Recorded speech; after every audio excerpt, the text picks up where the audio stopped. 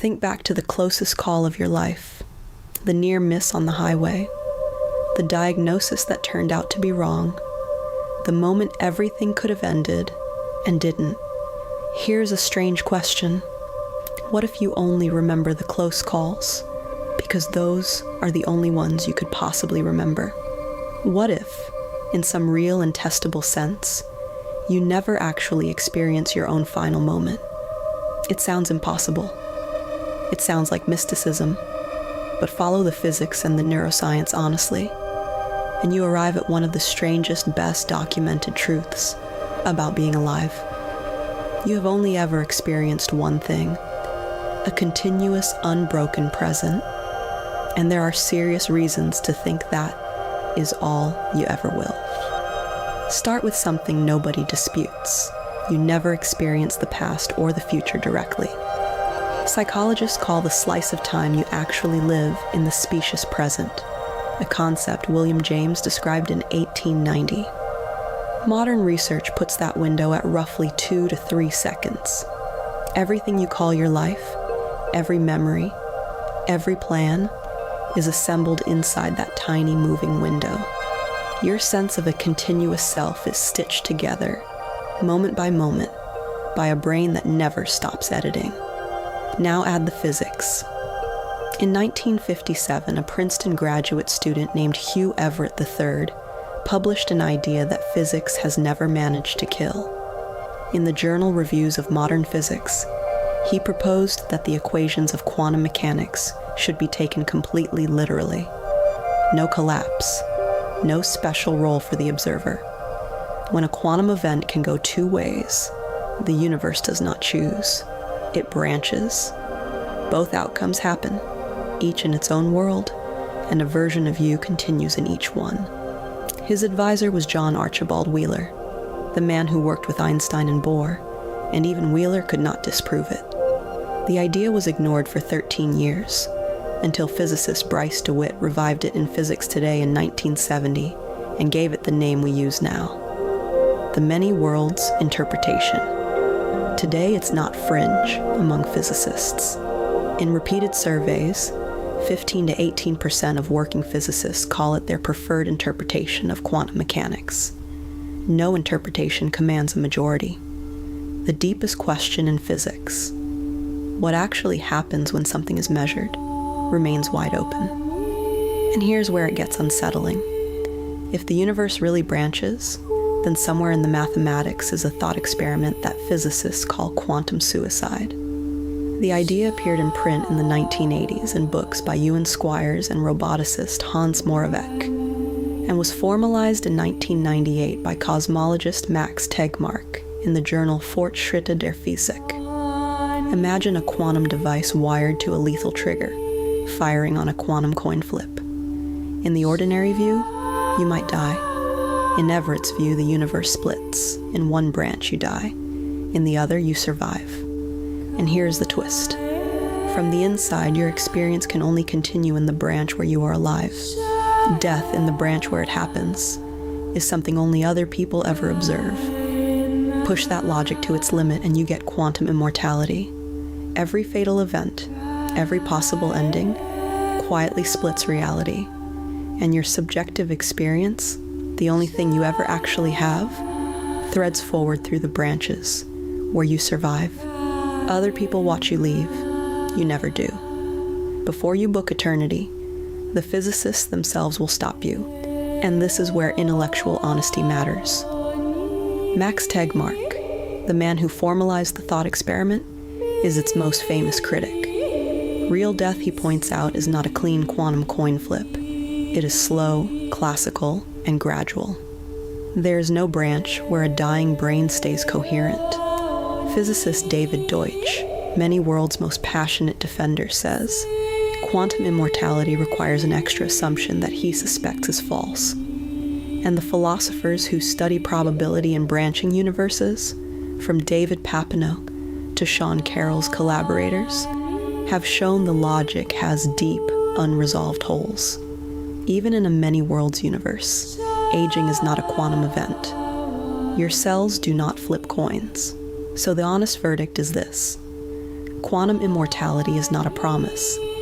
It is a question that real physics is still too incomplete to fully answer. But here's what surprised the researchers. While the physics of immortality fails, the science of the dying brain turned out to be far stranger than anyone expected. In 2013, a team at the University of Michigan led by Jimmo Borjigan published a landmark study in the Proceedings of the National Academy of Sciences. They recorded the brains of rats as the heart stopped. And in the first 30 seconds of death, the brain did not go quiet. It surged.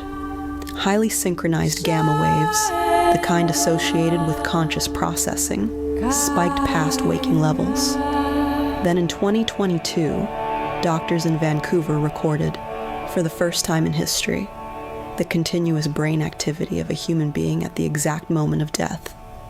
An 87-year-old patient on EEG when his heart failed. The gamma rhythms linked to memory and dreaming persisted even after blood flow stopped. And in 2023, the Michigan team found the same posterior hot zone lighting up in dying human patients. A tiny number of cases, enormous questions. Nobody is claiming this proves anything survives death. But the last moment of a human brain is not a fade to black. It is a storm. Researchers have also asked the people who came back. In 2001, the journal The Lancet published a Dutch study of 344 cardiac arrest survivors. 18% reported near-death experiences. The AWARE study, led by Sam Parnia and published in Resuscitation in 2014, studied over 2,000 cardiac arrests across 15 hospitals. And its 2023 follow-up confirmed that recollections of death are far more common than medicine assumed. And here's the part that keeps scientists honest. When researchers hid images that could only be seen from above, the classic out-of-body vantage point, not a single patient could identify them. Not one. Whatever these experiences are, no study has ever verified perception without a living brain. Which brings us to the deepest fact of all. Consciousness is not a thing that can be found. It is a process that can stop and start. Every night under anesthesia, anesthesiologists switch human awareness off like a light. Research and trends in neurosciences shows that unconsciousness is a breakdown of communication across the brain. And here is the part that matters for us. Nobody has ever experienced the gap. Ask anyone who has had surgery. There is no waiting room, no darkness, no passage of time. The anesthetic goes in, and the very next moment you are waking up, hours later. When consciousness stops, there's no one there to notice it stopped. You cannot experience your own absence. Not under anesthesia, not in dreamless sleep. And if the biology holds, not at the end either. And the end itself is not what we thought. Death is not an event. It is a process, and a surprisingly elastic one. In 2019, the Annals of Emergency Medicine documented a patient who made a full neurological recovery after 9 hours of CPR. Children drowned in icy water have come back after more than half an hour with no heartbeat and no breath, brains intact. Sam Parnia's lab at NYU now argues that death, as we define it, may be reversible for far longer than medicine assumed. The line between alive and gone is not a line. It is a gradient, and we are only beginning to map it. So where does that leave us?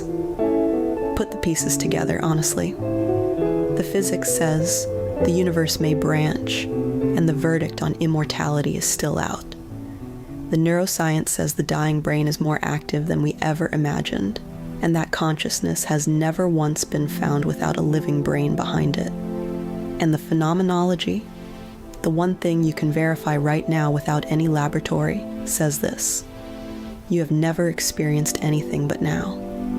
You have survived every ending you have ever faced, because by the time it was over, there was no you there to face it. Others will someday mark your departure. You will only ever know the unbroken present. That is not a loophole in death. It is an instruction for life. If the present moment is genuinely all you will ever have, then the quality of your attention right now is not a wellness cliche. It is the whole game. The walk you are not fully on, the person you are half listening to, the breath you are taking while planning the next one.